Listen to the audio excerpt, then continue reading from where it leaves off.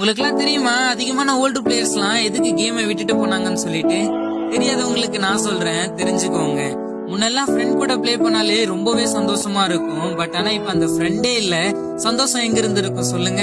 முன்னெல்லாம் யாராச்சும் கிடைச்சிட்டா அவங்கள ஃப்ரெண்டா மாத்தி அவங்க கூட ரொம்பவே சந்தோஷமா ப்ளே பண்ணுவோம். பட் ஆனா இப்ப இருக்கிற பிளேயர்ஸ் மரியாதைனா என்னன்னே தெரியாத இவனுங்களுக்கு மத்தியில எப்படி சந்தோஷமா ப்ளே பண்றது சொல்லுங்க? அப்புறம் கரீனாவோட இந்த மோசமான அப்டேட்ஸ் மொத்த கேமையே நாசமாக்கி வச்சிருக்கு. முன்னெல்லாம் ரேங்க் மேட்ச் ப்ளே பண்ணா சந்தோஷமா இருக்கும், கஸ்டம் ப்ளே பண்ணா சந்தோஷமா இருக்கும்.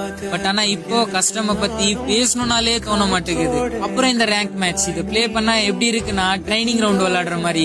எனிமி சாவறான் வரான் சாவறான் வரான். முன்னெல்லாம் சாவணும்னு நினைச்சாலே ஒரு பயம் இருக்கும். மிஸ்டேக்கா கூட ஒரே ஒரு மேட்ச் போய் அடிச்சிட்டோம்னா அன்னைக்கு ஃபுல்லாவே அதுதான் எங்களுக்கு மெயின் டாபிக்காவே இருக்கும். பட் ஆனா இப்ப இந்த கேம் அந்த மாதிரி இருக்கான்னு கேட்டா கிடையாது. ரியல் லைஃப்ல மட்டும்தான் காசு இருந்தா எல்லாமே நினைச்சிட்டு இருந்தோம். பட் ஆனா இப்ப கேம்லயும் அதே மாதிரி தான் இருக்கு. அதிகமா டாப் அப் பண்ணா அதிக கலெக்ஷன் வச்சிருந்தா நீ தான் ப்ரோ பிளேயர், மத்தவங்க எல்லாம் நூப்ஸ். அஞ்சு வண்ண பூவே